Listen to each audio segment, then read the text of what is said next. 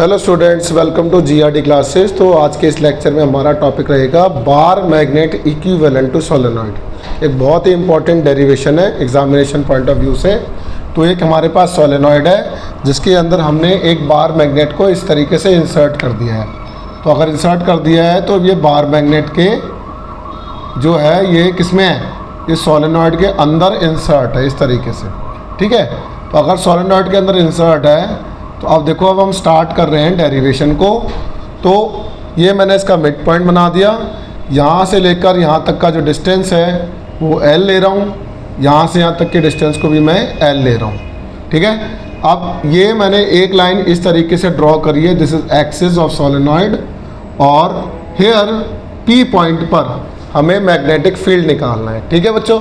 अच्छा, अब इसका जो रेडियस है ना वो A है। क्या है बच्चों? A। आप सभी बच्चों को चैप्टर 4 का ये रिज़ल्ट याद होगा।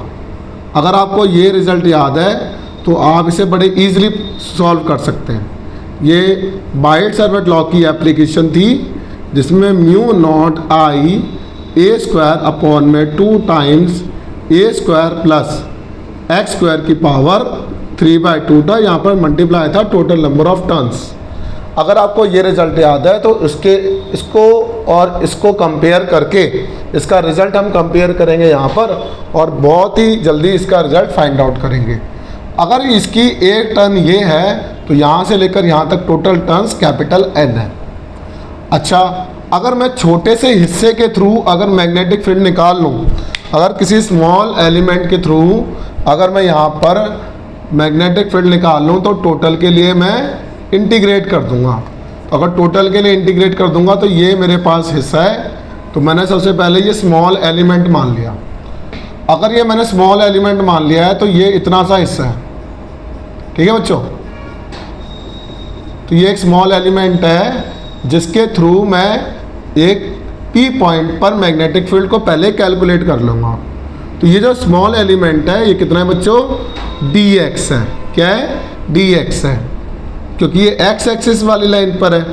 और इतने हिस्से में जो total number of turns per unit length है वो n है। क्या है बच्चों? n। तो इसके थ्रू, अच्छा अब ये वाला जो पॉइंट है, ये वाला स्मॉल एलिमेंट जो है कितने डिस्टेंस पर है? यहाँ से यहाँ तक किसी डिस्टेंस पर होगा। That is let it be, ये यहाँ से यहाँ तक का डिस्टेंस लो। सबसे पहले इस एक्सिस से इस P तक का distance let us suppose R मानो। क्या मानो? R। और ये जो स्मॉल एलिमेंट इस वाली एक्सिस से मिड पॉइंट से किसी x डिस्टेंस पर है ये स्मॉल एलिमेंट।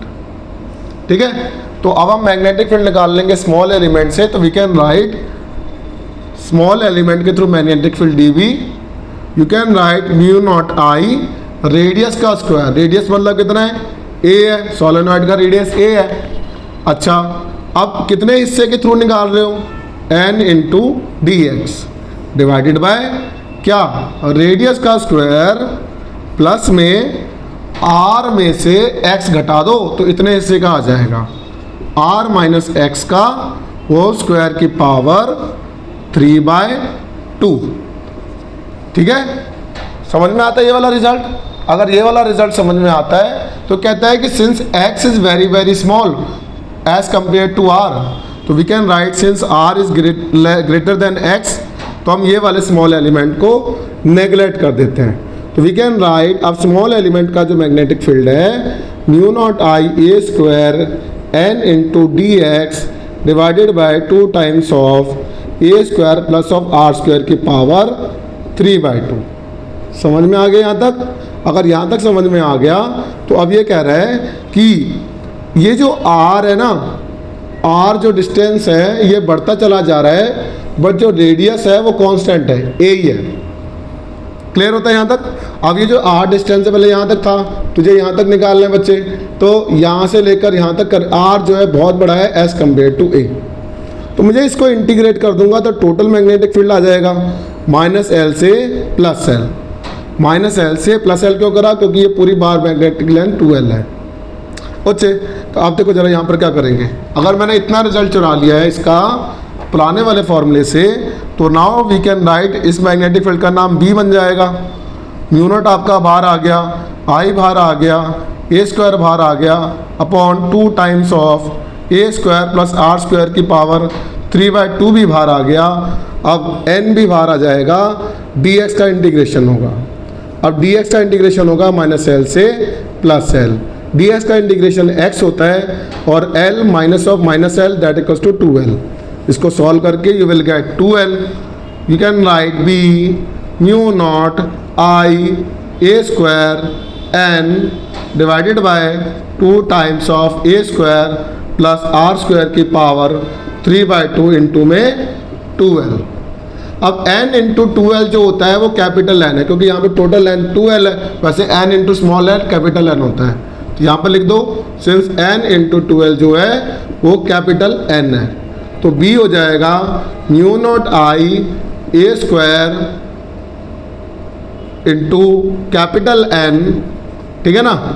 अब नीचे 2 times of a square plus are square की पावर 3/2।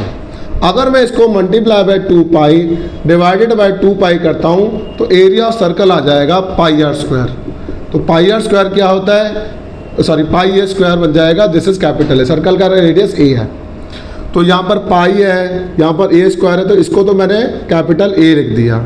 तो बी बन जाएगा mu not I A N, और यहाँ पे 2 आ गया, नीचे 4 पाई हो गया a square plus are square की पावर 3/2।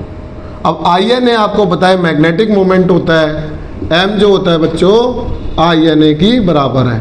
तो you can write B mu naught 2 mu naught m divided by 4 pi, नीचे हो गया a square plus are square की पावर 3/2।